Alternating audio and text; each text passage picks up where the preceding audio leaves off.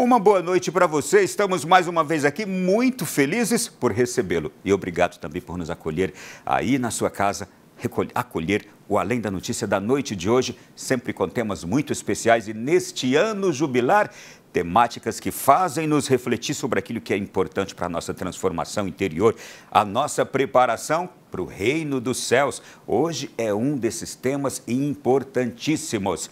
E aproveitando que estamos neste mês de agosto e que agosto celebra o amor mais genuíno através de tantas vocações, hoje vamos falar sobre sexualidade. Atenção, o corpo do homem e da mulher, que em muitos casos já virou negócio.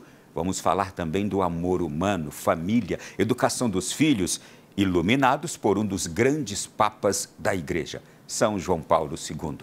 A teologia do corpo é o tema do programa de hoje. É um ensinamento profundo para entendermos a sexualidade humana sob uma perspectiva antropológica, isto é, suas dimensões biológica, social, cultural. Essa abordagem vai nos ajudar a redescobrir o significado profundo do amor entre homem e mulher, o amor conjugal e também da vida familiar. Portanto, seja muito bem-vindo ao programa de hoje e, aliás, já divulgue este programa agora para outras pessoas. Tem filho jovem, adolescente? Você é padrinho, madrinha de um jovem, de um adolescente? É pai, é mãe ou é irmão de um jovem que está precisando muito de Deus? O programa de hoje, ele quer chegar a todos os corações e precisa ao dos avós que educam, ao dos adultos, ao dos evangelizadores, ao dos catequistas. Conhecer essa temática de hoje com tanta profundidade, primeiro, vai nos apaixonar e, segundo, vai fazer a gente contribuir para a transformação da vida de outras pessoas. Olha, para falar sobre o amor humano à luz da teologia do corpo, recebo aqui um casal muito especial, aqui de Brasília, amigos de longa data. Quero acolher Vinícius e Laila Souza, casados há 10 anos, pais de 3 filhos, que estudam a teologia do corpo desde 2012 e são certificados pelo Instituto de Teologia do Corpo. Sejam bem-vindos, boa noite, Laila, Vinícius, vocês estão em casa aqui na Canção Nova, tá bem? Muito obrigada, Ronaldo, obrigada pelo convite, boa noite você que está assistindo também. Uma alegria estar aqui para falar desse tema tão caro ao nosso coração.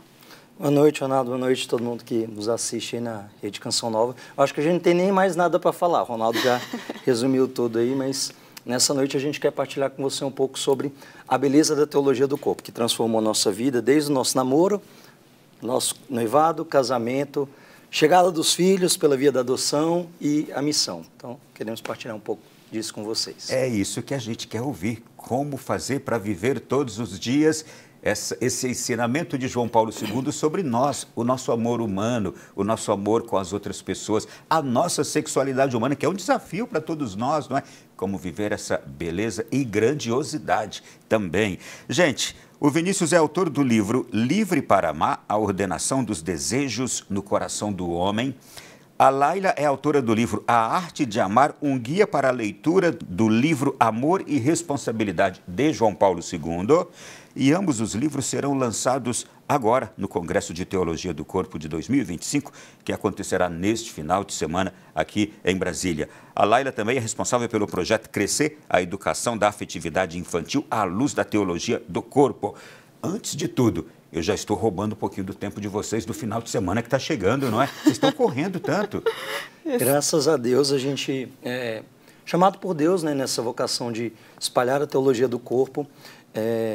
Raro a gente ter um tempinho, né? Mas quando tem, a gente quer sempre propagar a beleza da teologia do corpo. Então, estamos aí na preparação desse congresso que visa espalhar, né? Fazer com que essa bomba relógica, a teologia do corpo, alcance mais e mais pessoas. E aí, entre uma organização e outra, a gente está aqui para partilhar sobre isso. Eu fiquei impressionado. Como é que vocês conseguiram, um casal com 3 filhos, cada um preparou um livro para ser lançado agora, nesse evento? Como é que deu certo isso?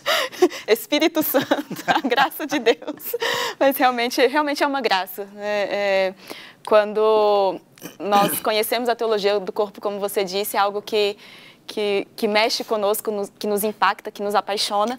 E essa missão não poderia parar, né? Então, mesmo com a realidade do casamento, mesmo com a realidade agora da chegada dos filhos, algo muito novo para nós, mas né, a Ramone também, que faz parte do apostolado conosco, com as suas demandas. Depois explica quem é a Ramone. Sim, hein? falaremos dela, mas mesmo em meio a todas as demandas, esse chamado, esse desejo de fazer com que as pessoas conheçam a teologia do corpo. Então, né, seja ali numa madrugada escrevendo, seja à noite, depois que as crianças dormem, a gente preparando as coisas do congresso, mas o desejo é de fazer chegar essa mensagem urgente para os corações. E João Paulo II deixou tanta herança.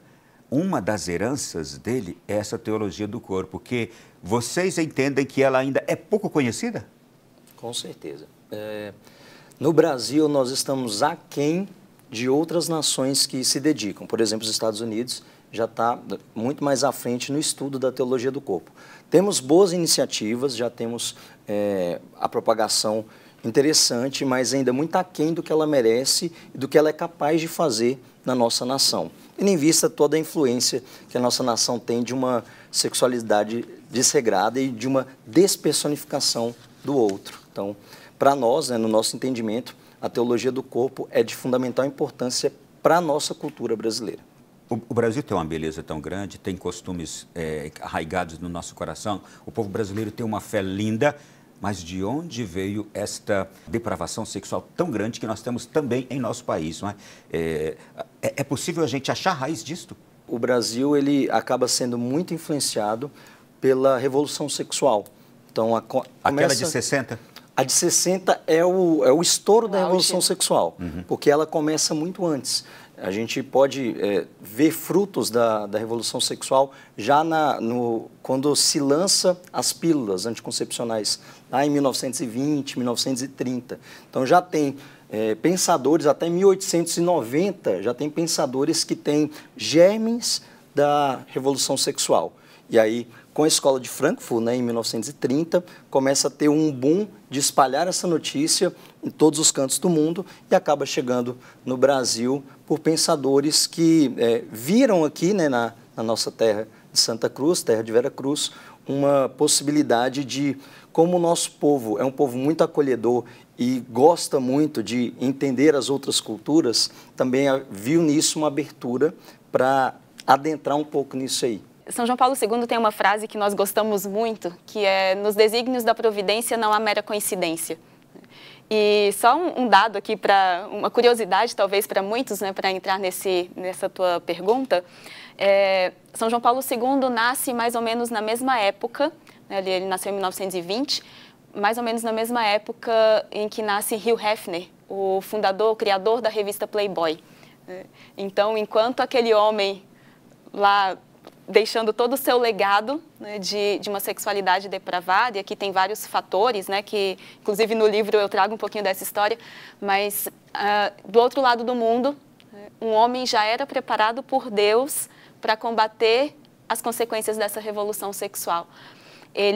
São João Paulo II tinha uma visão muito profunda para a pessoa humana, desde muito cedo, de todo o sofrimento que ele viveu na sua vida, de tudo que ele passou ali na Polônia pós-guerra, depois dos seus estudos no seminário, enfim, ao longo de toda a sua vida, esse olhar profundo para a pessoa humana, esse olhar para a necessidade de uma visão integral. Uma visão que, sim, toca a afetividade, toca as sensações, toca o corpo, mas que também toca as potências superiores do homem.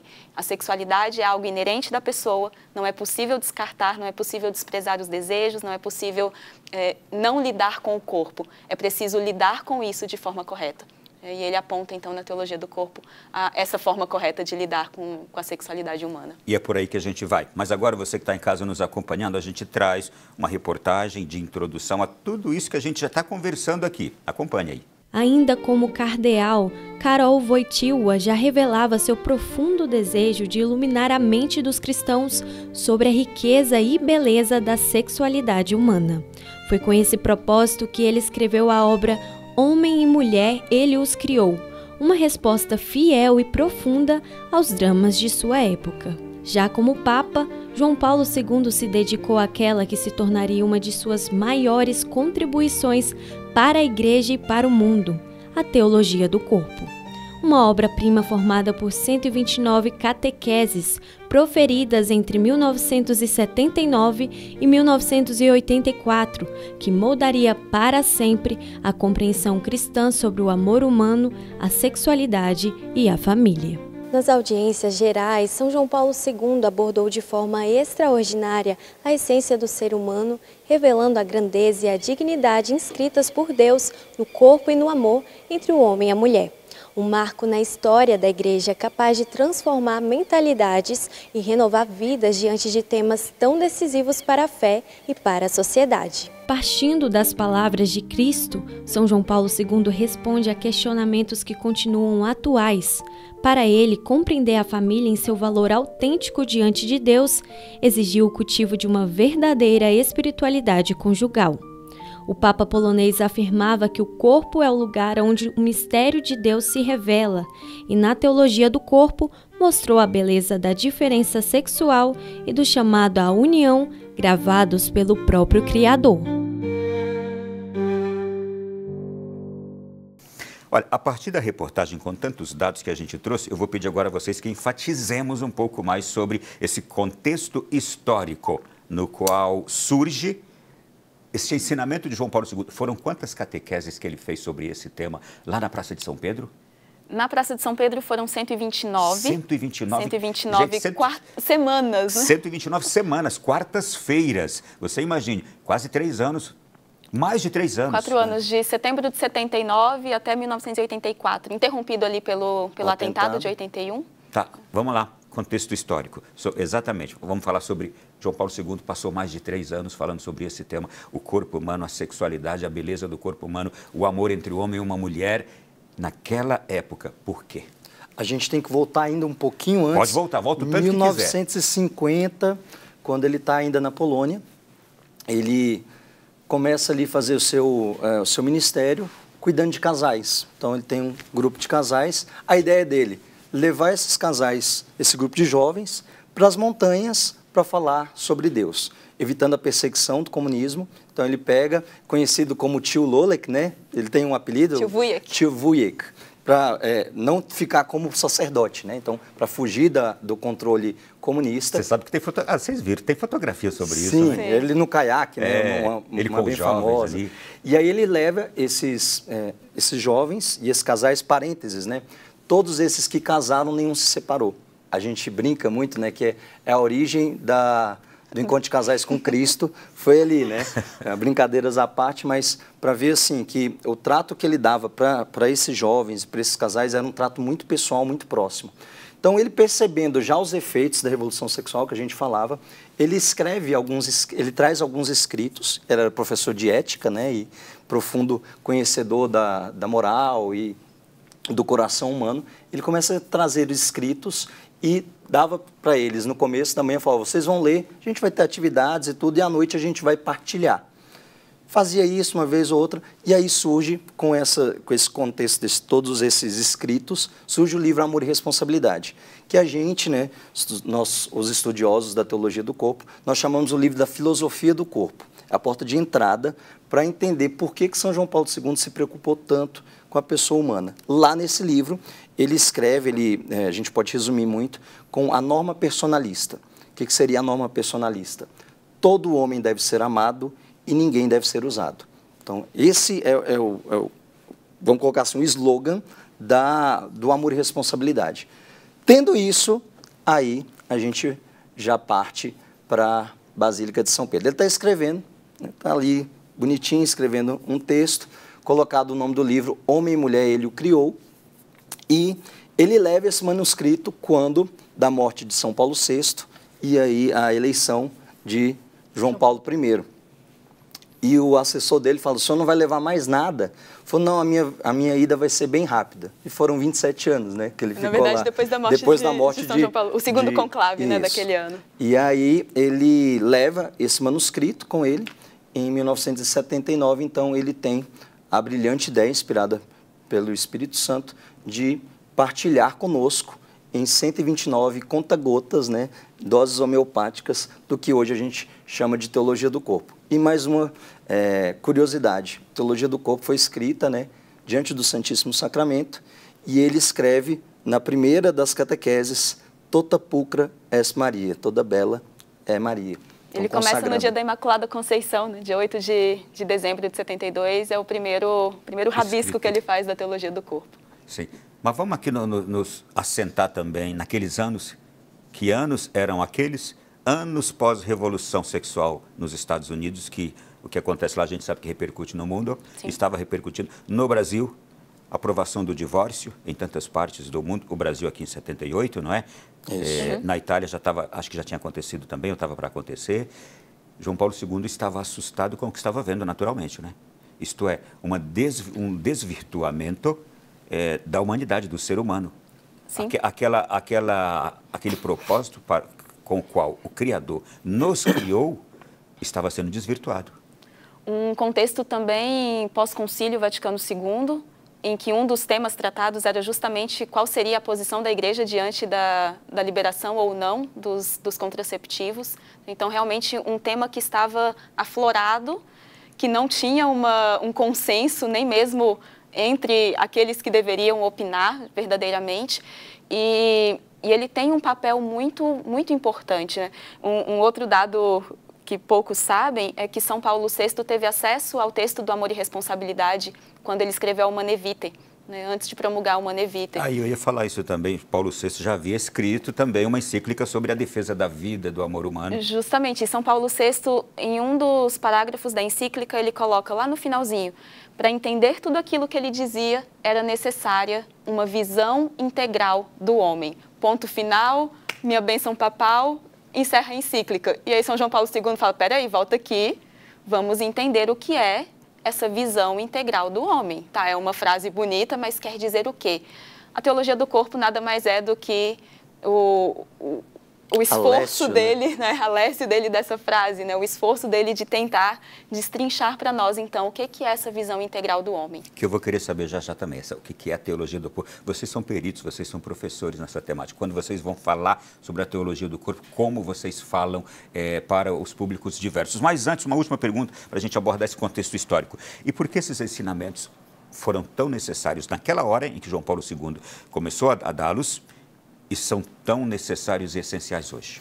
Veja, se a gente olha a história, 1950, 60, 70, a gente está no momento da Guerra Fria, a gente está depois de um mundo que foi polarizado entre capitalismo, socialismo, nós estamos enfrentando ainda as consequências do nazismo, as consequências de campos de concentração e tantas outras coisas. Então, a pessoa humana, o conceito pessoa humana, ele foi fragmentado.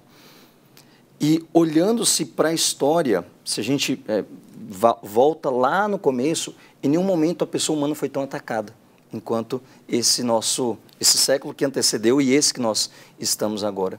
A pessoa humana, ela foi fragmentada a tal ponto que hoje, se você perguntar para alguém, falar assim, me define o que é pessoa, muitas vezes a pessoa vai travar. E isso é consequência de tudo isso que a gente está falando. Por quê? Quando você não tem um conceito de algo, esse algo se torna qualquer coisa. E quando é qualquer coisa, é coisa alguma. Fica confuso, né? Peraí, não é com não sendo. Quando você fala que pessoa pode ser qualquer coisa, você hoje tem um movimento em que quer dar direitos pessoais a animais e coisas e tirar direitos pessoais daqueles que são mais fragilizados. Aí a gente vai para a questão do aborto e etc. Então, a teologia do corpo, ela é um grito de São João Paulo II para dizer, ei, acorda, nós precisamos olhar para a pessoa, porque só ela é imagem e semelhança de Deus. E esse fundamento essencial, a pessoa é imagem e semelhança de Deus. Querido por Deus, chamado por Deus a ser parceiro do absoluto, um termo muito caro a São João Paulo II. Quando você perde isso, quando você perde esse conceito de que o homem, a mulher, o ser humano é imagem e semelhança de Deus, aí a gente começa a ir ladeira abaixo e aí vem todas as coisas, né? Teologia de gênero, uma cultura hoje que a gente fala sobre a pessoa se achar presa, não mais no corpo do homem ou da mulher, mas que ela se sente um cachorro. Tem um caso na Austrália que ficou muito caracterizado, uma mulher que casou com um golfinho, uma multimilionária, casou com um golfinho, ela faleceu, o golfinho faleceu, e quem é do direito sabe, quando morre, abre o inventário. Pasmem você, tem 3 golfinhos se candidatando para a herança dessa mulher. Então, todas essas desordens. Tivemos aqui, perto, em Goiânia, uma pessoa que se sentiu grávida de um boneco de pano. Então, veja, pode parecer muito pouco, eu sou aquilo que eu sinto, mas se eu sou aquilo que eu sinto, e não objetivamente eu sou imagem e semelhança de Deus, eu posso ser qualquer coisa, e sendo qualquer coisa, eu sou coisa alguma. E semana passada a gente falou aqui dos bebês reborns que vão na mesma leva, não é? Olha, Laila, eu entendo agora por que João Paulo II, naquela época, escreveu olhando para o Santíssimo, diante do Santíssimo, porque realmente era um caldeirão de coisas assustadoras que estavam acontecendo, e esse caldeirão continua em ebulição nos dias de hoje, mas nós temos a teologia do corpo, o ensinamento da igreja sólido, como resposta a essa desordem e a essa loucura toda que a gente está vendo aí nesse caldeirão, não é? Bom, começamos bem, vamos para o intervalo, é bem rapidinho, a gente volta já já e você avise a outras pessoas, faz esse WhatsApp funcionar agora para o bem, manda para outras pessoas agora a indicação desse programa aqui na Canção Nova, voltamos já. Uma abordagem excepcional aqui no Além da Notícia da noite de hoje. Me preocupa quando o corpo humano vira negócio, quando uma mulher é coisificada e um homem também. E o que é exatamente o pensamento da igreja a respeito do corpo de um homem, do corpo de uma mulher?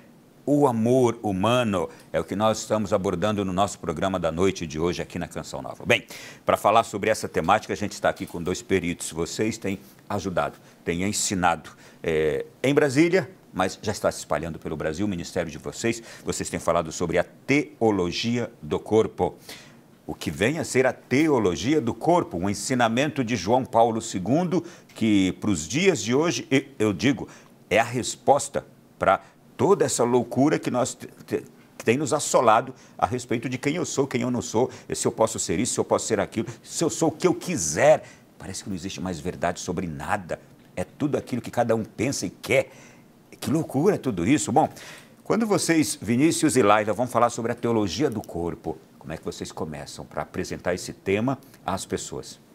Fazendo 2 perguntas, que provavelmente você já se fez, você que está aí assistindo já se fez.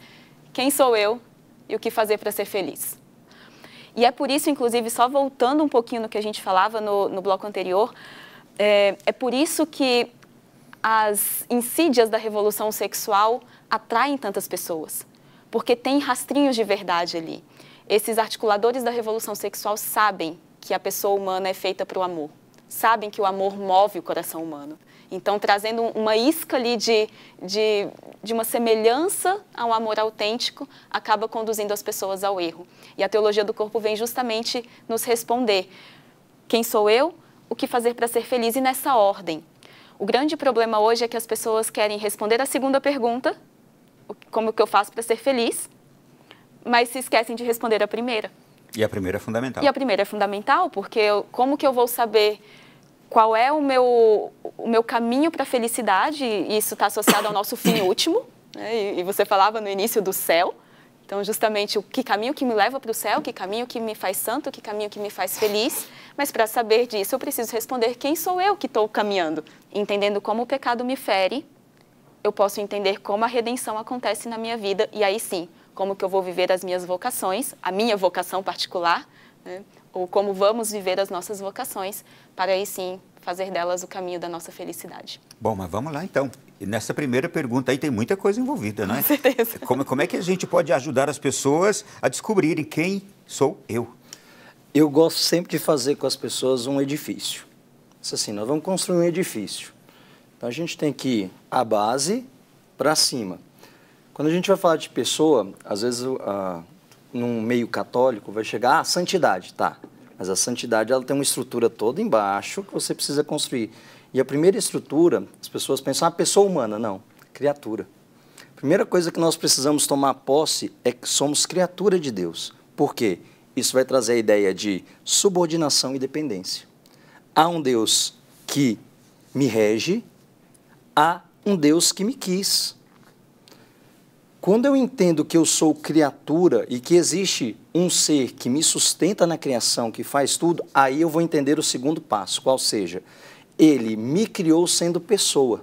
Ele me quis como pessoa, mas não uma pessoa angélica. Ele me quis uma pessoa humana, ou seja, corpo e alma. Ele me quis com racionalidade e ele me quis com relacionalidade.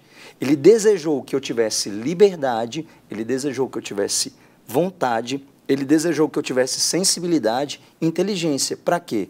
Conhecê-lo, amá-lo e servi-lo. Se a gente pegar as nossas potências primeiras, né, conhecer, amar e servir, não está tão associado com a sensibilidade, com a vontade, com a inteligência? Então, então, peraí, eu tenho uma sede por algo que é bom, belo e verdadeiro. Se a gente abrir, né, pudéssemos aqui fazer a pergunta, quem aqui quer bondade, verdade e beleza? Poucas pessoas deixariam a mão abaixada. Tá, mas o que é a bondade com B maiúsculo, a beleza com B maiúsculo e a verdade com V maiúsculo? Deus. Por isso o Catecismo da Igreja Católica vai dizer que há no coração do homem um desejo por Deus. Quando nós estamos buscando, então, aquilo que é bom, belo e verdadeiro, quem que a gente está buscando? A Deus. A Deus. Por isso, vai dizer uma santa, né? Quem busca a verdade, busca Deus sem saber. Então, há no coração do homem um anseio por tudo aquilo que é bom, belo e verdadeiro. São João Paulo II vai dizer que é o eros, a aspiração interior por tudo aquilo que é bom, belo e verdadeiro. Aí entra o que a Laila falava. A revolução sexual entendeu, existe um eros. Eu não posso destruir o eros. O que eu vou fazer? Eu vou distorcer. Eu vou apresentar aquilo que é belo, não mais como belo, como feio. Aquilo que é verdadeiro, como mentiroso. E aquilo que é bom, como mal. Entendido, então, que eu sou pessoa, criatura, pessoa humana, Deus me fez homem e mulher. E não uma terceira via. Deus me quis homem e me quis, no caso, né, as mulheres aí, quis mulheres, por quê? Porque a forma de participação na vocação mais sublime, qual seja? Paternidade e maternidade. O ápice da vida humana se dá na paternidade e na maternidade. O que é uma pessoa madura? Uma pessoa que é pai e mãe. Vinícius, mas você está falando isso aí, e os celibatários? Mas eles não são pais e mães? Pais e mães espirituais? E aqui o grande problema da nossa sociedade. A gente tende a achar que paternidade, maternidade, a forma ordinária é a biológica e a extraordinária é a espiritual. E é o contrário. Todos nós somos chamados a ser pais e mães, porque é o ápice da nossa doação enquanto pessoa humana. Então, a paternidade espiritual, ela é a ordinária. Todos nós devemos exercê-la. E a alguns, Deus dá a graça da paternidade biológica. Então, criatura, pessoa humana, masculino e feminino. E eu sou chamado, na minha masculinidade, na minha feminilidade, a ser um dom para o outro. E o que é ser dom? Santidade. Quando eu pergunto, eu gosto muito de brincar com as pessoas, falar, qual que é a primeira vocação do ser humano? Primeiro chamado, né? A primeira vocação do ser humano. As pessoas tendem a dizer, ser santo. E está errado. Porque não é. O nosso primeiro chamado é ser amado. Deus nos amou por primeiro. E ser santo é a resposta a esse amor por primeiro. Então veja, a santidade é dizer para Deus, eu também te amo. Aqui, na minha masculinidade, na minha feminilidade, no meu estado de vida, na minha profissão, aonde eu estou. Então a santidade é a resposta adequada do homem a esse amor primeiro. Rapidamente, eu vou te interromper, depois continua. Por favor. Eu acho que quando vocês estão fazendo essa apresentação, assim como agora aqui, quanta gente fazendo descobertas interiores, não é? Qual é a resposta que vocês já vão percebendo à medida que as pessoas vão descobrindo quem sou eu? Meu primeiro chamado é ser amado, isso já vão descobrindo. Eu já sou amado e não sabia, eu já sou amada e não sabia. Tem alguém que me ama e eu não... Como é que vocês percebem essas respostas que as pessoas já começam a dar a partir de quando entendem isso? Então, a Laila tem um momento em que uma pessoa abordou ela e disse a seguinte frase, eu prefiro ser usada do que ser rejeitada. Eu acho que a gente pode pegar esse exemplo, né, e aprofundar. Nós falávamos justamente da norma personalista, da pessoa que é feita para ser amada e que não pode ser usada. E uma menina, ao final, me falou, eu prefiro ser usada do que ignorada. Isso. E eu vi a dor no coração daquela menina, justamente por ter passado a vida até aquele momento sem fazer a experiência de ser amada. De ser amada. Alguém que diz isso é porque nunca se sentiu amada. Nunca se sentiu amada verdadeiramente. E ali, depois de algumas conversas, era uma série de formações que ela participava, né, e nós conseguíamos perceber, ainda que de forma muito incipiente, essa abertura do coração para perceber que o fato de se reconhecer criatura, antes de mais nada, já é uma experiência do amor. Porque se Deus nos cria, Ele nos cria por amor, Ele não precisava de nenhum de nós. Ô, Laila, nesse exemplo já está esta frase aqui.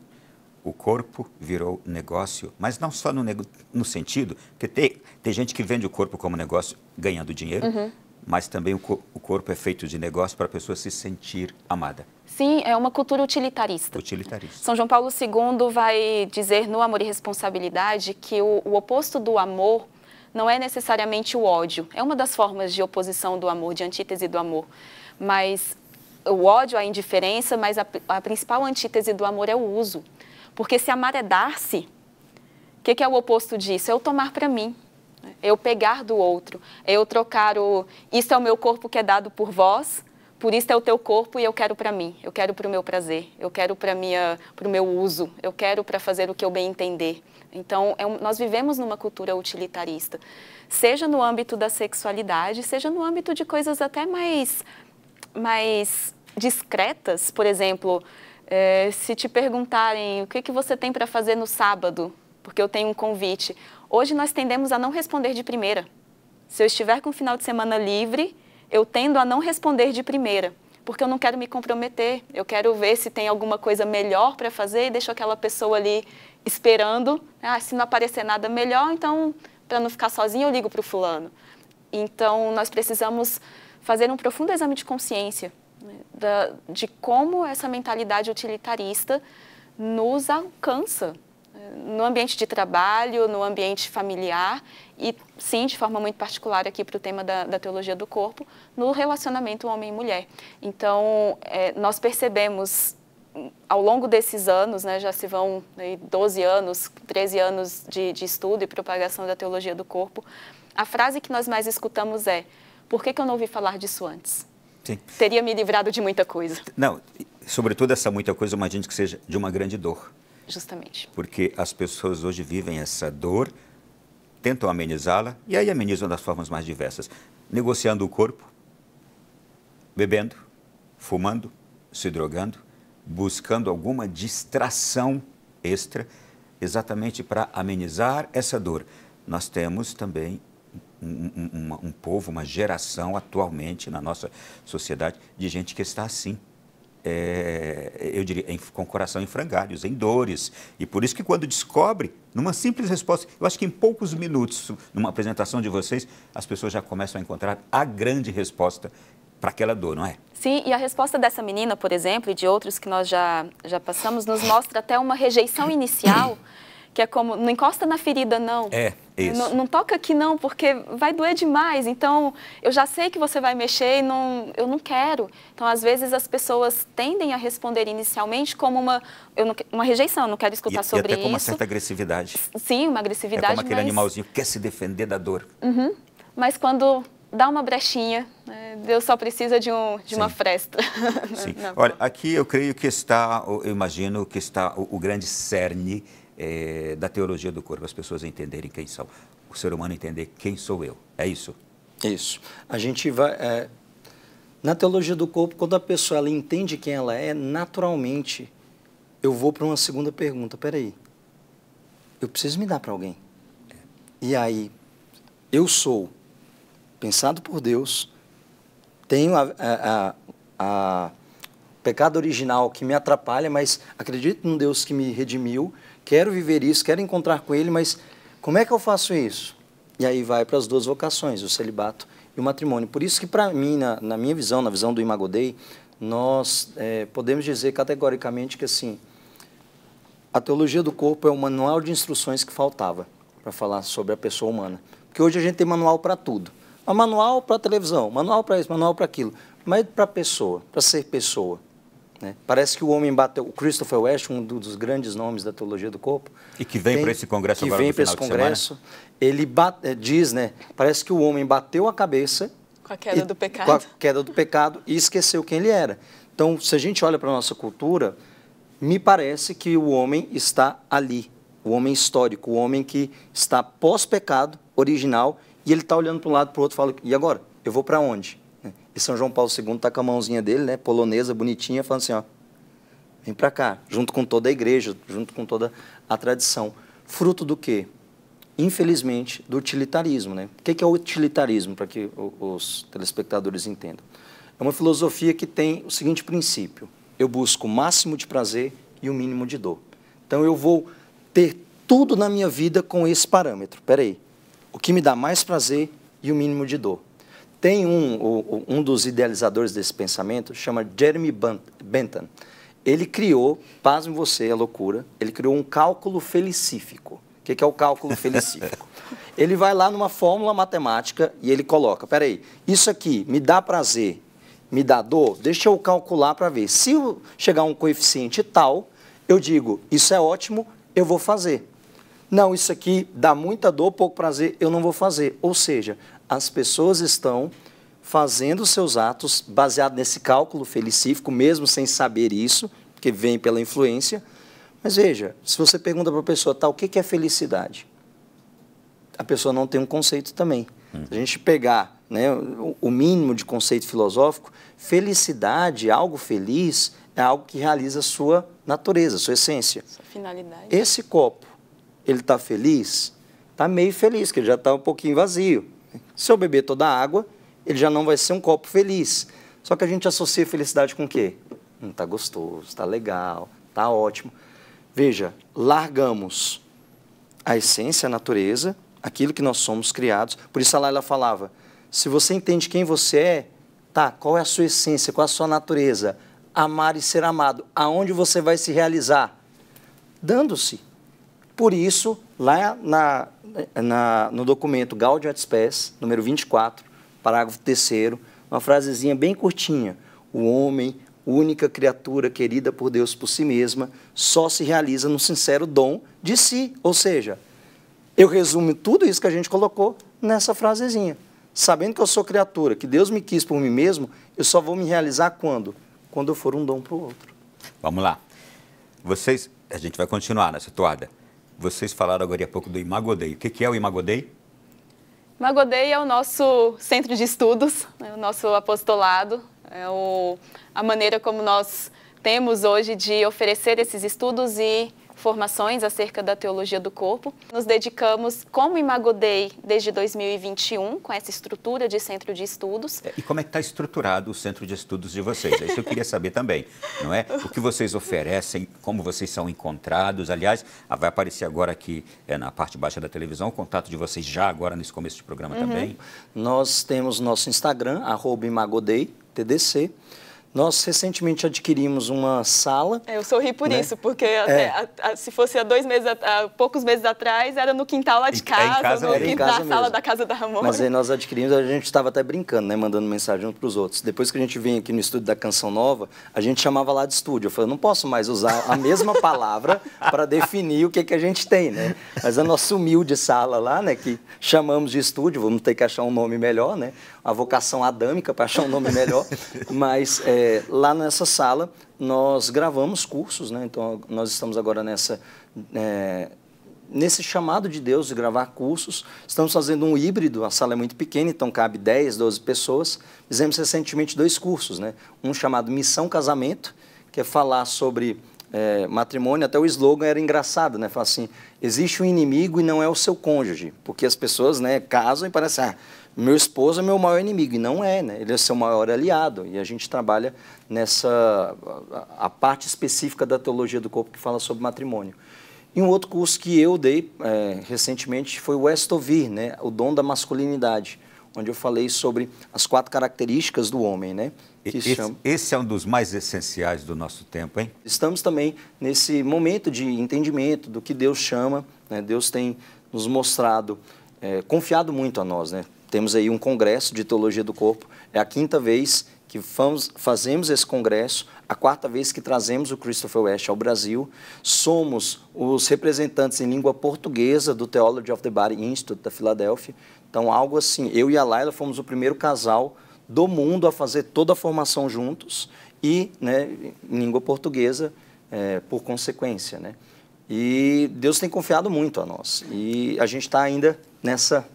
O que o senhor quer? Então, estamos dando passo e Deus está colocando no chão, né? Pra gente Além dos pisar. cursos online, né, formações presenciais, eventos presenciais, retiros, a publicação de livros, né? Também vamos lançar agora a nossa Pregam retiros editora. em qualquer parte do Brasil? Qualquer parte do Brasil, né? Temos tido a graça, o nosso diretor espiritual, que é o padre Lucas Pérez, é lá do Rio Grande do Sul, né? Então, realmente estamos espalhados, temos tido a graça de visitar, se não me engano, falta só a região norte, né? Só a que região nós norte. não tivemos ainda a oportunidade de estar com o apostolado, mas Deus, de fato, tem nos convidado e confiado muito. E tem muito mais ainda para a gente falar aqui ainda. Tem os livros de vocês, tem o congresso que vai chegar agora neste final de semana. Não sei se ainda é possível que alguém venha do Brasil aqui para Brasília para o congresso deste final de semana agora, ou se há uma outra forma de participar dele. Tem também ainda, eu quero ouvir a história de vocês, como é que vocês começaram a conhecer a teologia do corpo. Tem a questão da masculinidade, que eu vou querer explorar aqui também. Vamos para o intervalo, gente. É bem rapidinho, voltamos já aqui nessa temática de hoje. Uma temática inédita aqui no nosso programa, mas não é inédita na igreja, pelo contrário, ela já tem o que aí, 40 anos que é conhecida e está cada vez mais desejada. E eu digo cada vez mais necessária, urgente. Evangelização da juventude, evangelização dos adultos, evangelização dos casais, necessita conhecer esse tema. Aliás, os peritos que estão aqui, eu vou repetir essa pergunta agora. Para quem é indicado conhecer sobre os ensinamentos da teologia do corpo, Laila e Vinícius? Então, eu vou usar um termo do interior de Minas. É de mamanda caducando. Você pode ir desde aqueles que são mais jovens, porque o entendimento de si mesmo, parte ali de a Laila tem um projeto belíssimo, que é Crescer, aprendendo sobre afetividade e sexualidade, para ajudar os pais a como abordar esse tema com os filhos, falar, sexualidade não é genitalidade, simplesmente, é falar da essência da pessoa. Você pode, para uma criança de 4 anos, explicar para ela, você é homem e é um dom ser homem, você é mulher, é um dom ser mulher. Como falar sobre isso? Então, a gente percebeu, quanto mais cedo a gente entrar, mais a gente protege da visão deturpada do mundo. Então, já começa aqui, né, desde cedinho. Para pessoas mais velhas, para entender, né, esse dom, quantos avós, né, a síndrome do ninho vazio, todo mundo foi embora, e agora? E agora você vai se doar com o seu testemunho, né, na igreja, nas pastorais, rezando, joelho no chão ali. Você é um dom, né? Você é corpo místico de Cristo. Ali você também está se doando. Então, a teologia do corpo não tem contraindicação. Quem tem corpo está dentro da teologia do corpo. Está dentro. Vamos lá. E o congresso que você está organizando aqui em Brasília, neste final de semana agora, quais são os detalhes desse congresso? Já é o 5º que vocês organizam para todo o Brasil?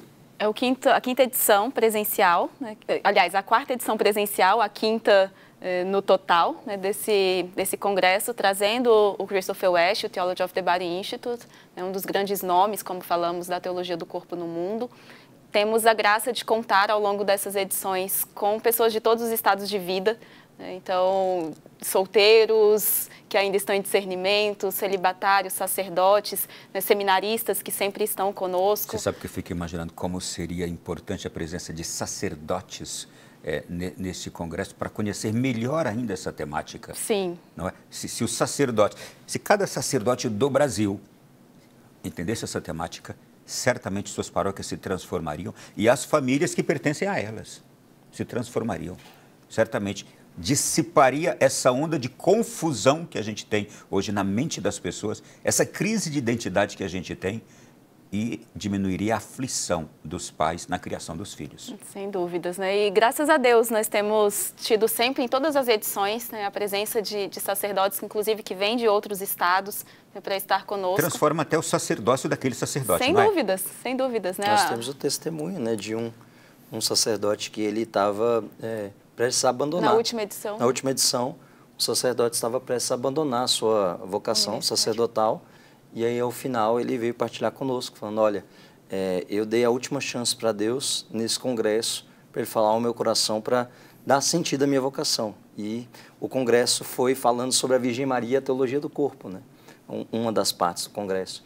E ali, a Virgem Maria, né, seus eleitos, né, seus prediletos, ela agarrou E ele deu um testemunho muito bonito, falando, olha, muito obrigado, eu saio daqui revigorado e desejoso de me doar cada vez mais. Né?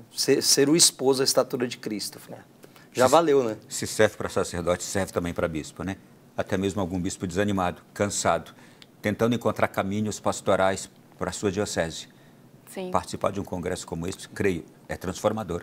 Sim, e esse ano particularmente, né, nós teremos na sexta-feira, que é o primeiro dia do evento. Vamos lá, o programa agora está indo agora quinta-feira, já é amanhã que começa. Sim, já amanhã, né, Okay. Então à noite, né, no período da noite, nós teremos uma Santa Missa à tarde, mas a parte formativa se inicia às 18 horas.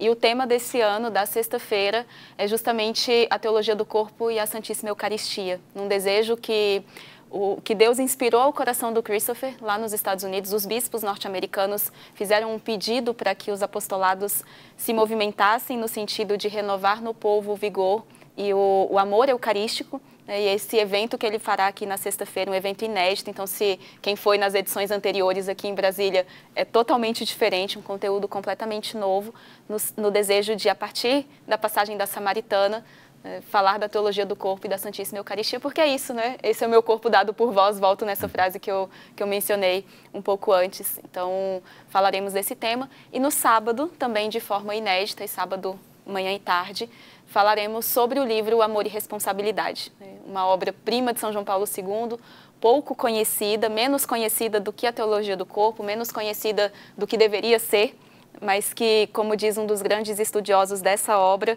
muda a nossa forma de tomar café da manhã na segunda-feira, de olhar para o nosso cônjuge, para os nossos filhos dentro de casa. E queremos trazer para o Brasil dessa vez, foi um dos cursos que nós fizemos nos Estados Unidos e que mais nos impactou. Nós pedimos a ele que fizesse um resumo daquelas 30 horas de curso para um dia. Então falaremos desse tema do amor e responsabilidade, um amor que deve ser responsável para que seja autêntico. Aí, vamos lá. Portanto, vai ser a sexta e o sábado, amanhã e depois. Isso mesmo. Os 2 dias. Ainda é possível que alguém venha para participar? Sim. Sim, é possível fazer inscrição. Né? Sim. Como se faz a inscrição? No nosso Instagram, tem nos nossos contatos que passaram aqui, é só entrar em contato conosco, tem a página ali de inscrição, ainda é possível fazer. Para quem é aqui de Brasília, para quem está na região, para quem está desejando muito conhecer essa temática de qualquer parte do Brasil, venha, chegue, que ainda dá tempo. Tem algumas horas para você se mobilizar. Sim. Se movimentar. E vamos seguindo aqui. Como é que vocês dois conheceram essa temática da teologia do corpo? Vocês conheceram em 2012. E como é que foi esse contato? Já eram católicos, naturalmente, já viviam na igreja, já atuavam na igreja. E como é que foi descobrir essa temática que mudou a vida de vocês como casal e eu acho também como filhos da igreja, né? Com certeza. Com certeza. Acho que você lembra um pouquinho, Ronaldo, de como nós nos conhecemos, né? Lá em 2012, naquele mesmo ano.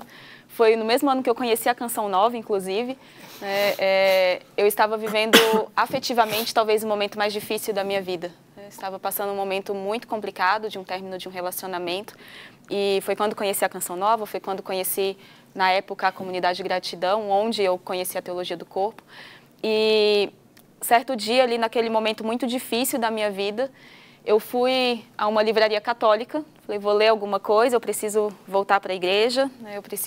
Já era católica, mas estava, por conta daquele relacionamento, bem afastada.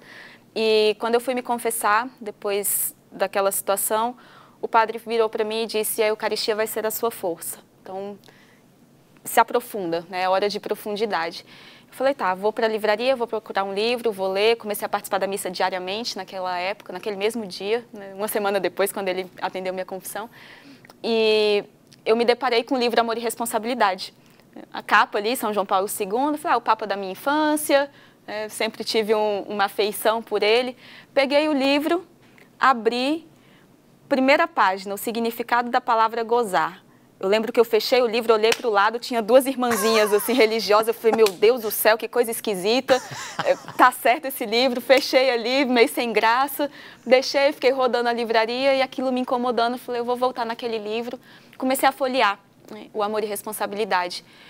E em poucas linhas que eu consegui ler, e dessas lidas, as poucas que eu consegui entender, eu percebi que existia uma outra forma de viver o relacionamento homem e mulher. Que existia um amor humano que eu desejava, mas que estava muito distante daquilo que eu tinha vivido até então. Comprei o livro, levei para casa, li ali como conseguir, né, apesar de não ter bagagem filosófica, na época menos ainda, e aquele livro me impactou tanto que eu fui atrás de buscar outras coisas de São João Paulo II, né, de tentar entender o que ele tinha escrito acerca do amor humano, e fazendo buscas na internet eu me deparei com um curso do Padre Paulo Ricardo sobre a teologia do corpo. É um curso bem simplesinho, bem curtinho que ele tem, bem de introdução mesmo.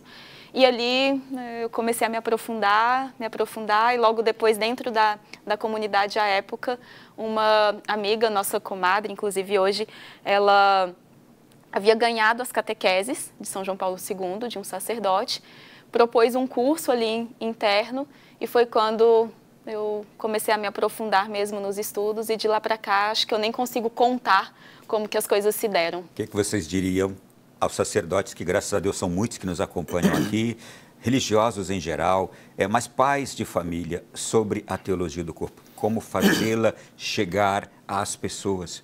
Como apresentar essa resposta para os dramas da nossa atualidade, que nos envolve a nossa sexualidade, envolve o amor humano e envolve essa complexidade toda que nós vemos hoje na sociedade, exatamente complexidade essa, provocada por esse desconhecer. Quem sou eu? O que eu estou fazendo aqui? Por que estou nesta vida? Não é isso? Sim. A maneira como nós buscamos trabalhar, e que São João Paulo II sugere isso também nos seus ensinamentos, é partir da experiência humana. Então, muito mais do que apresentar, num primeiro momento, teorias, mas partir do que a pessoa está sentindo, partir do desejo do coração. Então, se eu vou falar, por exemplo, de um dos temas daquele homem original, pensado por Deus, que é a solidão original, eu posso partir do vazio do coração que toda pessoa sente. Seja ela solteira, esteja ela num relacionamento, seja ela já casada, seja mãe, pai de família, seja um sacerdote, um bispo, o Papa provavelmente sente essa solidão do coração humano. E deixa eu faltar uma coisa, tem gente casada que vive isso, essa dor, essa solidão, casada, esta carência da alma enorme, esse buraco, essa ferida. E numa dimensão, Ronaldo, essa solidão é importante e ela não vai passar. E a pessoa precisa entender que não vai passar. O Vini não me sacia completamente por ser meu esposo, porque existe uma solidão no meu coração que foi colocada ali por Deus para que eu me encontrasse com Ele, e só Ele irá me saciar. Então, se o casal entende isso, eu deixo de colocar sobre o meu esposo um peso, uma cobrança, que ele, enquanto outro ser humano, não é capaz de suportar. As coisas se tornam mais leves. Nossa, que bonito isso. Tem coisas que o Vini nunca vai conseguir te satisfazer. Nunca. E você, como esposa dele, nunca vai satisfazê-lo. Porque isto só Deus, é a parte de Deus em você. E está tudo bem. E quando nós entendemos isso, as coisas vão aos poucos sendo colocadas no lugar. Então, eu partiria, para quem quer apresentar a teologia do corpo para alguém, é assim que nós temos feito ao longo desses anos, partir da experiência humana. Sim. A partir de que idade você pode falar desse tema? Eu perguntaria disso o quê? Porque essa pergunta e essa inquietude ao se falar do tema, muitas vezes tem por trás uma incompreensão do que é de fato a sexualidade humana. Se eu reduzo a sexualidade humana à genitalidade, aí sim, eu coloco a tarjazinha de censura 18+, talvez, né? Agora, se eu entendo sexualidade humana como aquilo que o Vini falava do edifício, eu sou criatura, eu sou pessoa humana, eu sou homem e mulher, eu posso começar a falar disso desde a barriga. Quando eu dou o nome do meu filho, da minha filha, eu já escolho um nome masculino ou feminino que é conforme a sua sexualidade. As roupinhas que eu estou vestindo na minha filha, já vou vestindo e falando. Justamente, a forma da menina se sentar, a forma da menina se higienizar, a forma do menino fazer isso, a forma de tratar. O jeito do meu filhinho tratar as meninas, eu já vou falando disto. Sim. Vou pegar um exemplo. Meu filho do meio tem 8 anos. Ele foi fazer uma viagem para Anápolis, recentemente teve a ordenação dos neossacerdotes. Ele foi com a Laila e a minha filha mais velha. Eu olhei para ele e falei assim, você é o homem do carro. você vai tomar conta. Em sã consciência, ele vai fazer alguma coisa? Não. Mas o que eu quero colocar, incutir nele? Enquanto homem, o seu dever é proteger todas as mulheres que estão ao seu redor. Você tem um papel de proteger, você tem um papel de cuidar, você tem um papel de estar à disposição para servi-las. Porque se Cristo serviu dando a vida, você, em Efésios 5, é chamado a ser homem, então o teu papel também é dar a vida. Você sabe que eu fiz o mesmo lá em casa desde sempre, com o Ângelo. Sempre que eu saía, que eu viajava, ficava ele, a minha esposa e o meu especial. Você é o homem da casa, assume tudo, ajuda a sua mãe no que for preciso, faça até mais ainda do que ela precisa. E ele sempre ouviu isto. Quando eu saio, ele realmente assume. Isso é falar de sexualidade. Não, tem pessoa que a gente fala isso, aí entra e fala, nossa, mas que carga pesada para um homem, menino. Ele está... Não, você sabe racionalmente, você não está dando os seus bens, você não está dando as suas posses para aquela criança diretamente, mas você está chamando ele. Peraí, olha, você tem responsabilidade, você tem que ter cuidado, olha, assume a sua masculinidade nesse aspecto. Não é feri-lo, muito pelo contrário. Se a gente faz isso agora com o Ângelo, com o Jefferson, você aí, mulher, lá na frente, for casar, você vai agradecer a gente, que vai ter um homem ordenado na sua casa. É verdade. Não, e certamente a gente está, nesta hora, dizendo quem ele é. Exatamente. Respondendo àquela resposta, aquela questão que ele tem dentro dele. Quem sou eu? Quando a gente faz isso, a gente está dando para ele essa resposta também. Justamente. E até antes, né, uma coisa interessante, se você pega um bebezinho, o bebê é muito maravilhado com as coisas. Ele quer conhecer o mundo, ele quer, até a criança menor, né? Ela tudo quer colocar na boca. Um passarinho encanta, uma flor encanta, uma formiga, ela é capaz de passar um tempão ali brincando com aquela formiga. O que é isso? É um senso de maravilhamento. Dar à criança essa capacidade de se maravilhar com a verdade. E nós perdemos isso. Se eu não sou mais capaz de me maravilhar diante de uma cachoeira, eu perco facilmente a capacidade de me maravilhar com uma vida dentro do útero. É o mundo em que nós estamos vivendo. Então, nós precisamos resgatar, de fato, isso, muitas vezes nos pais, né? Por isso o próprio Projeto Crescer surgiu. Tá, eu ia chegar aqui agora. Projeto Crescer, a educação da afetividade infantil à luz da teologia do corpo. O que é? É uma resposta nossa a esse argumento que tantos traziam. Por que eu não ouvi falar disso antes? E um dia a gente parou para pensar, poxa, se todo mundo fala isso, então por que não chegar antes nas pessoas? Né? E aí partimos justamente desse desejo de falar com os pais, com professores, com catequistas, com educadores, de como explorar a teologia do corpo, então, com as crianças. Focada especialmente nas crianças de 4 a 12 anos, podendo, claro, trabalhar alguns elementos até antes ou depois, mas o nosso foco é nessa faixa etária. Não falando diretamente com a criança, porque para eu tratar desse tema, eu preciso de tempo.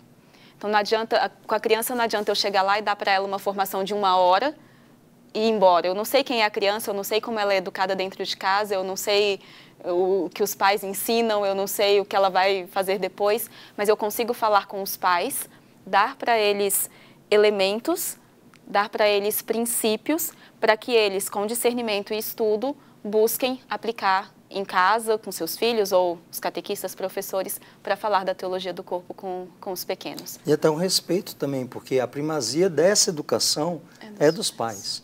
Então, o nosso papel eu quero municiar vocês, pais, para exercer o papel que é confiado a vocês. Para que o Estado não assuma isso e faça do jeito dele, que é contrário ao que você pensa. Exatamente. Então, é um grito também dos pais assumirem, né, aquilo que São João Paulo II, né, família, torna-te aquilo que é, também é esse grito de, olha, você tem a primazia do ensino dos teus filhos. E nesse aspecto, mais ainda. Tudo bem, você não pode ser o rei da matemática. Tudo bem, você não pode ser o domínio pleno da língua portuguesa, mas o domínio de ser pessoa você tem que ter, porque você é pessoa. Sim. Laila, rapidamente. Esse bloco já estourou, eu queria muito avançar mais um pouco, mas vamos deixar para o próximo, tá? No próximo a gente fala sobre os livros que vocês dois estarão lançando agora, neste final de semana, cada um lançando um, e eu quero ainda continuar nesta temática da sexualidade. Por quê? Porque hoje jovens, adolescentes de 12, 13, 14, 15, 16 anos, talvez já tenha mais conhecimento, experiência sexual do que muitos de nós adultos. Como abordar essa temática com eles? como chegar até eles, não é? Como alcançá-los. Intervalo, a gente volta já. Bem-vindo você que está aqui na companhia da Canção Nova. Já vamos para o último bloco do nosso programa de hoje e estamos entendendo um grande tema, conhecendo, nos enriquecendo. E eu creio, já estamos desejando mais ainda sobre essa temática, a teologia do corpo. E agora vamos ver, gente, como ela contribui na educação dos filhos. Aliás, já começamos a ver no último bloco e eu já quero voltar aqui agora para falar com a Laila, para falar com o Vinícius, exatamente sobre isso, as experiências diversas, e aqui eu volto às experiências práticas que a gente pode apresentar de como educar os filhos. Porque hoje um dos grandes desafios sobre essa temática é, hoje, o conhecimento que os adolescentes já têm de sexualidade e muitos deles experiência. E já está quase que dentro de casa, sendo impossível para um pai, para uma mãe, para um avô, uma avó, um tio e uma tia lidar com isso. O que vocês podem sugerir? Por isso que a gente tem trabalhado e falado que é preciso começar cedo, começar com essa temática cedo, porque muitas vezes os pais se reportam a nós, mas eu tenho medo de falar sobre esse tema com meu filho, eu não sei como começar, eu prefiro ficar em silêncio, eu prefiro deixar que ele descubra. Nós sempre dizemos, se você não falar, o mundo vai falar. Porque o desenvolvimento da sexualidade é algo natural do ser humano. Em algum momento os hormônios vão atuar, a puberdade vai chegar e os desejos sexuais vão se manifestar. E é importante que os pais estejam próximos do adolescente, do pré-adolescente ali, para ajudá-lo a entender, primeiro, que aquilo é normal, o que esperar daquele momento, ajudar a entender todas as emoções, todo o desenvolvimento psicológico que toca também essa questão corporal. As dúvidas dos adolescentes. As dúvidas. Que são muitas dúvidas. É possível até que um adolescente, um menino ou uma menina, tenha dúvida naquele momento da descoberta do seu corpo. Eu sou mesmo homem? Eu sou mesmo mulher? Ainda mais hoje com essa onda de questionamentos que está no mundo e de autoafirmações que está no mundo como que um modismo. Uhum. Os pais são os portadores primários dessa voz do pastor, né, da voz de Cristo, porque tem muito barulho, tem muita gente falando muita coisa. Então, nós sempre colocamos assim, é preciso que os pais estudem, se preparem, minimamente para falar, assumam que eles têm uma graça de estado que lhes é conferida pelo sacramento do matrimônio. Deixa eu acrescentar uma coisa. E você, pai, e você, mãe, por mais que se sinta aquém, mas eu não tenho muito conhecimento, eu não tenho estudo para isso. Escute o máximo.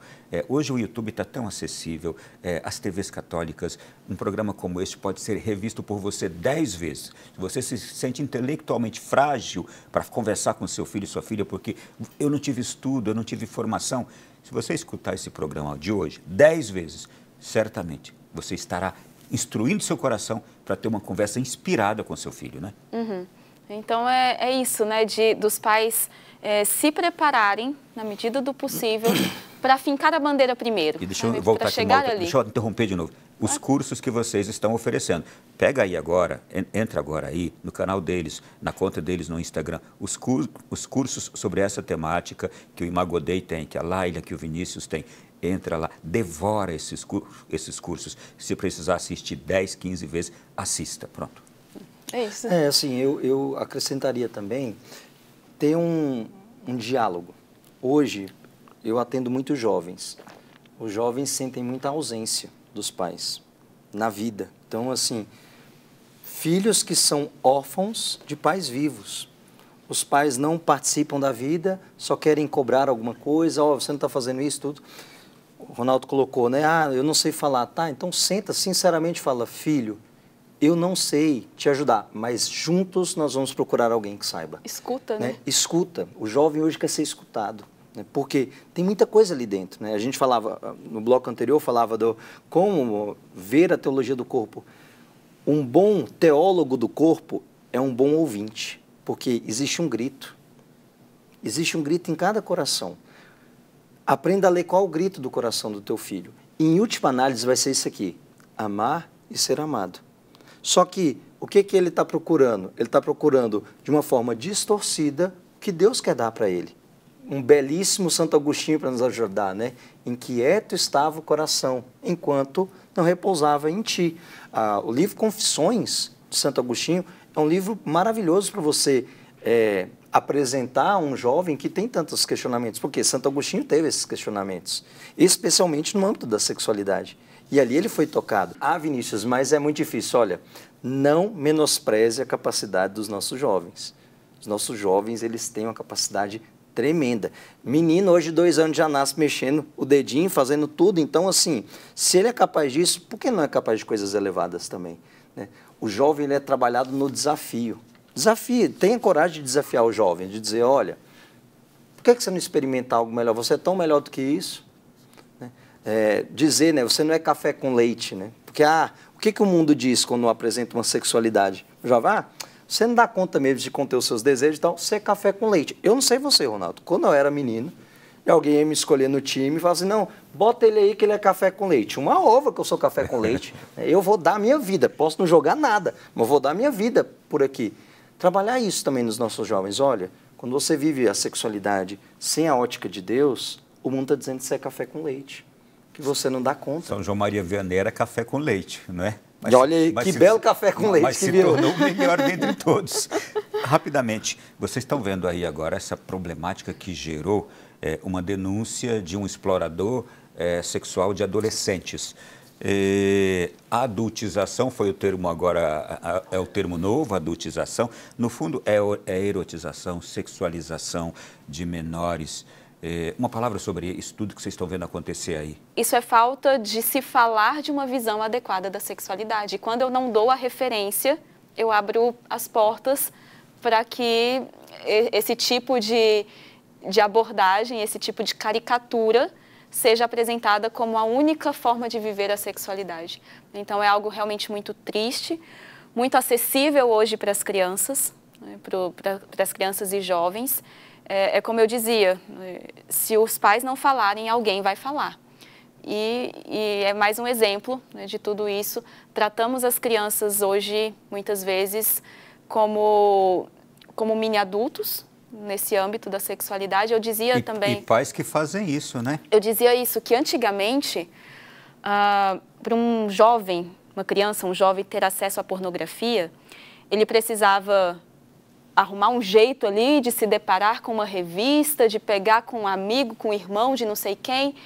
Hoje em dia, é pesado o que eu vou dizer agora, mas muitas crianças, para ver pornografia, bastam olhar para as vestimentas dos pais e das mães em casa.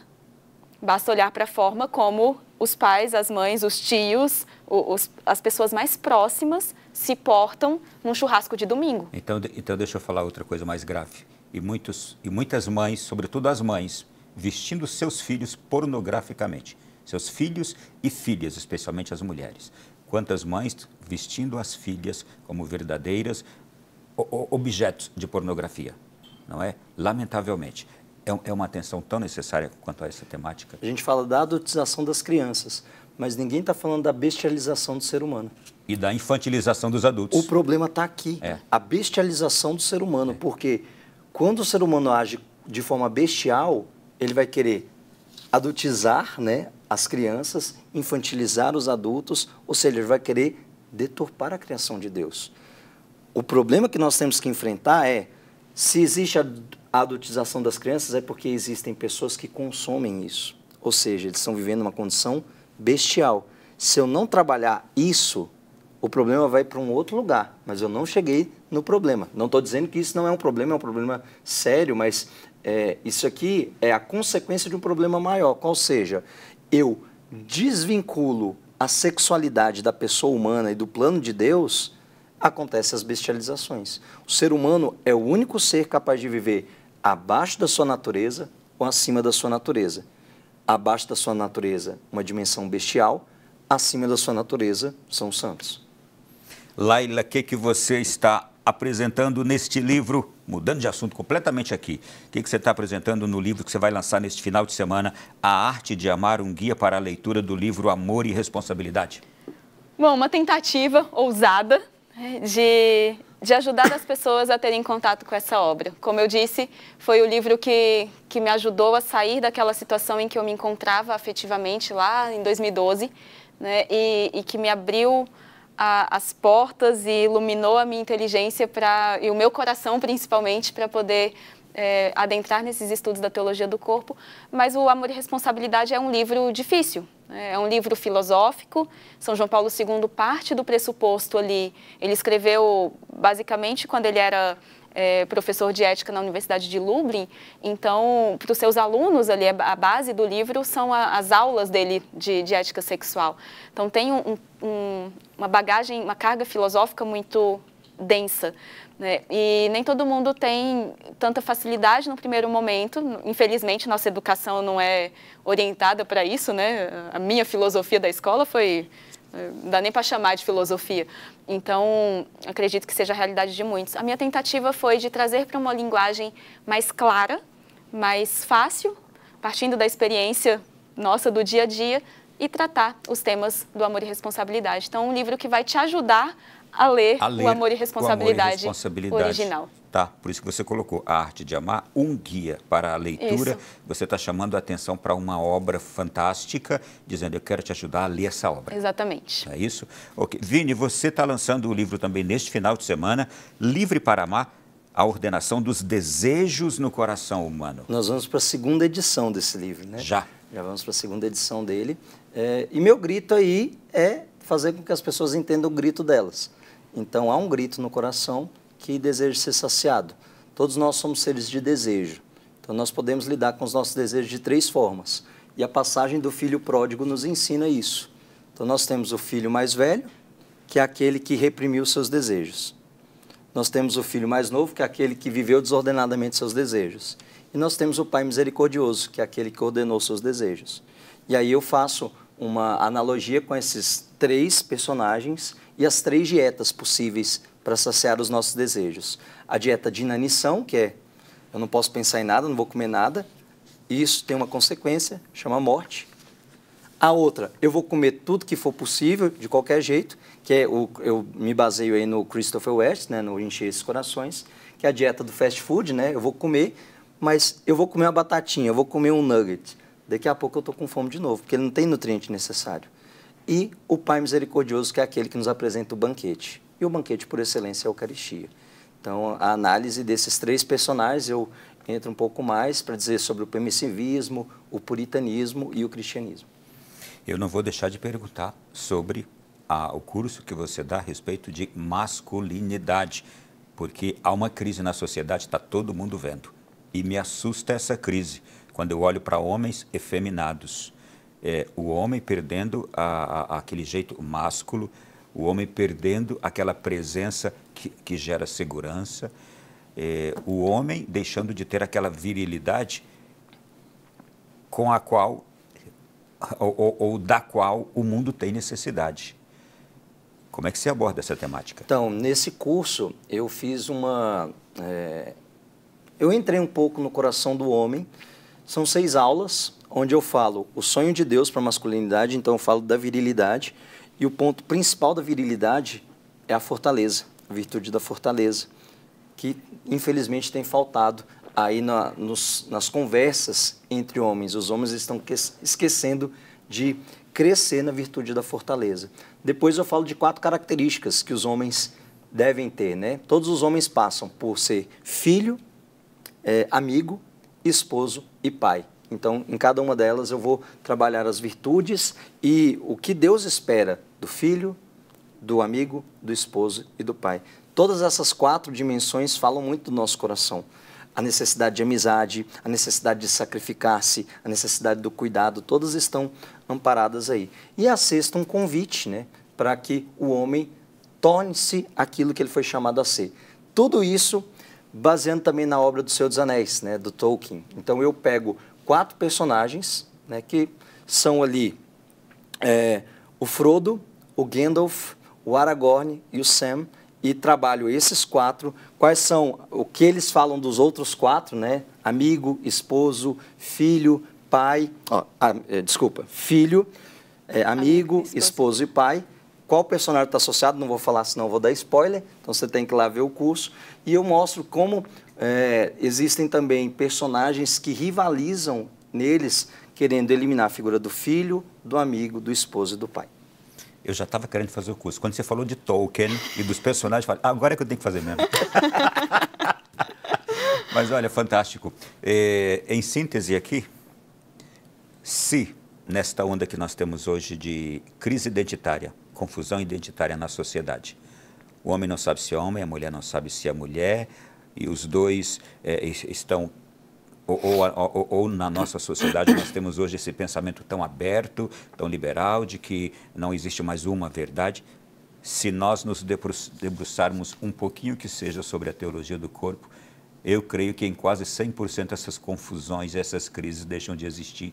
E o homem vai ser homem, a mulher vai ser mulher e dizer, a minha verdade é esta. Concordam?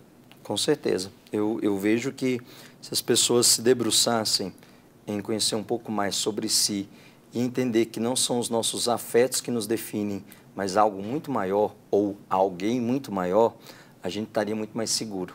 E a gente poderia gastar a energia necessária para cuidar dos nossos afetos. Entender que coisas passageiras não nos definem. Nós somos chamados a viver na eternidade. E se somos chamados a viver na eternidade, nós não podemos ser definidos por coisas que passam.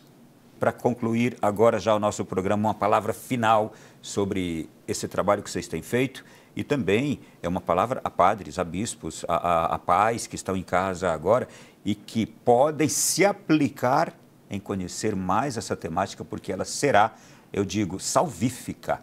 Eu colocaria assim, urge aos nossos queridos sacerdotes, bispos e ao povo de Deus dedicar-se um pouco a conhecer a si mesmo. E conhecendo um pouco a si mesmo, através da teologia do corpo, através de várias iniciativas muito boas, a gente pode dar a Deus aquilo que Ele merece e espera de nós. Quando você começa a ler os livros introdutórios, Teologia do Corpo para Iniciantes, Encher os Corações, Arte de Amar, Livro para Amar, você vai vendo ali, parece que é assim, gente, mas estão falando de mim? Sou eu? Sim, é você, porque isso acontece em todo coração humano. Então, tem um grito, né? Não se sinta só, você é um com todos, a igreja é contigo. E a igreja tem esse apostolado, esse chamado, essa doutrina tão rica. A teologia do corpo não descobriu nada. São João Paulo II só trouxe o que era tão antigo e ao mesmo tempo tão novo. Laila. Uma roupagem, né, diferente, profética, né, do nosso amado São João Paulo II. Essa antropologia adequada, esse jeito correto de olhar para aquilo que significa ser humano, é realmente encantador. Então, se deixe seduzir, né, por esse ensinamento do nosso amado São João Paulo II. Eu quero aplaudir vocês pelo trabalho que fazem, a beleza e a grandeza do que estão fazendo em corações diversos neste Brasil. Se expanda cada vez mais o ministério de vocês, o Imago Dei, também êxito total neste congresso que acontecerá neste final de semana e em outros que vocês realizarão. E uma última palavra, um obrigado também como filho da igreja, pelo bem que vocês têm feito, levando tantas pessoas a descobrirem quem são. Aí está o segredo para tudo. Boa noite para vocês e obrigado. Boa noite. Muito obrigada. A você que esteve conosco também, eu sei que você gostou, eu sei que foi enriquecedor, mas esse programa só vai ter toda a sua, eu diria, grandeza, se chegar a mais gente. Então, eu peço a você agora, multiplique esse programa. É só pegar este link agora e mandar para tanta gente que você quiser. É de graça, espalhe este conhecimento, esta riqueza de fé, de ensinamento, para todos nós que recebemos aqui na noite de hoje. Espalhe para outras pessoas. Grande abraço a todos. Até semana que vem, se Deus quiser, no novo Além da Notícia.